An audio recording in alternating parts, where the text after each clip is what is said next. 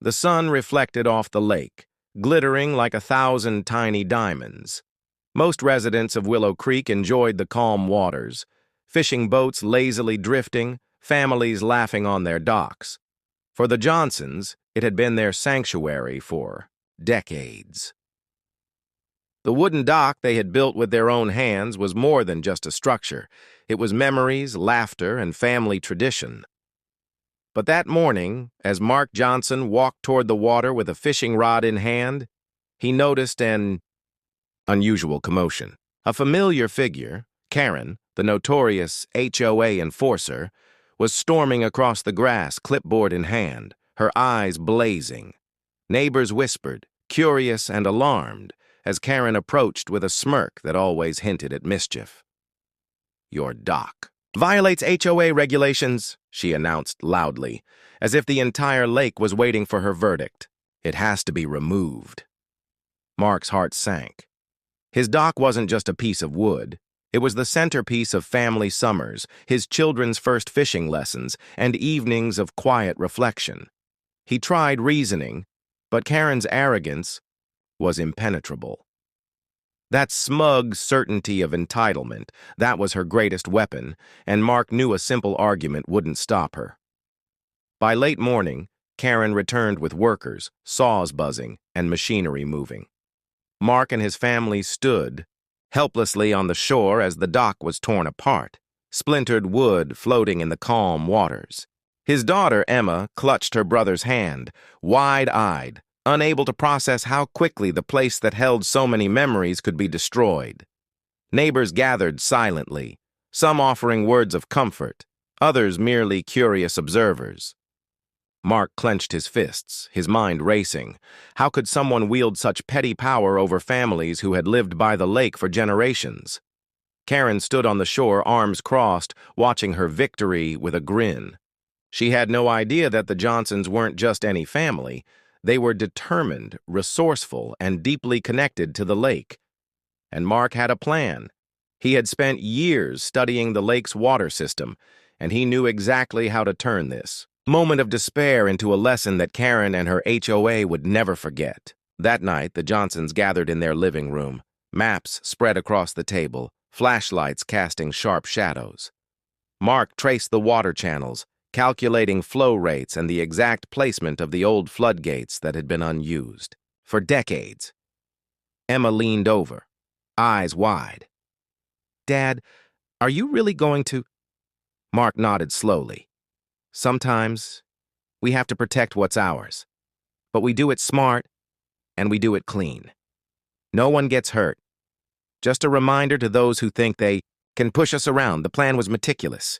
They would open the ancient floodgates, long maintained for emergencies, and send the water back toward the lakefront properties that had been built arrogantly over decades. Karen had demolished their dock without thinking of consequences. Now, it was time to show her that nature and justice could be guided carefully. Morning arrived, crisp and silent. Mark and his children carried out their plan, moving cautiously toward the old floodgates. The lake water rippled gently, unsuspecting, almost peaceful, as though aware that this was a day unlike any other. Across the lake, Karen and her HOA friends sipped coffee on their grand decks, oblivious to the brewing consequences of their arrogance. Their 15-dollar lakefront homes stood pristine, perfectly manicured lawns, and sparkling boats docked neatly at the edge. Mark's finger hovered over the control lever of the floodgates. Emma and her brother watched anxiously, excitement and nerves colliding. The water level began to shift subtly, a whisper against the rocks. Mark exhaled slowly. It wasn't about destruction. It was about sending a message. Entitlement has limits, and respect for others' hard work is non-negotiable. With a decisive pull, the floodgates creaked open. Water surged forward in controlled streams, rolling through channels that had been dormant for decades. The current pushed methodically, carefully, but undeniably toward the HOA's lavish properties. Karen's eyes widened as she noticed the water moving unnaturally fast. She shouted, but her words were lost over the rush of water and the distant alarms of splashing. Mark and his family remained calm, monitoring the flow to ensure no one was harmed, just enough disruption to make Karen understand the consequences of arrogance. Neighborhood watchers gasped as the water touched docks and lawns, shifting gently but noticeably. Boats bobbed unexpectedly, and the HOA's prized manicured edges were suddenly messy. Karen's smug smile faded into panic. By noon, the lakefront properties were soaked, decks wet, and lawns muddy. Karen and the HOA team scrambled, calling for help, trying to fix what they had ignored for decades. Mark stepped back, watching from his rebuilt dock, which now had a protective barrier for next summer. Emma hugged her father tightly. "We did it without hurting anyone," she said, voice full of relief and pride. Mark nodded. Exactly. Sometimes the simplest lesson, nature and respect, teaches more than words ever could. We protected our memories, our lake, and reminded them that entitlement has limits.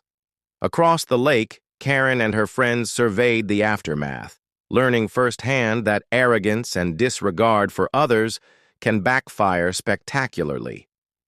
As the sun set over Willow Creek, golden light painted the lake and its surrounding trees. The Johnson family sat on the rebuilt dock, feet dangling over the calm water, watching as HOA members reluctantly worked to restore their properties. Mark smiled at his children. "We didn't destroy," we reminded. "Always protect what matters, to you, but do it wisely and safely." The lake, once a silent witness to decades of summer memories, had now been part of a lesson in justice, respect, and careful planning.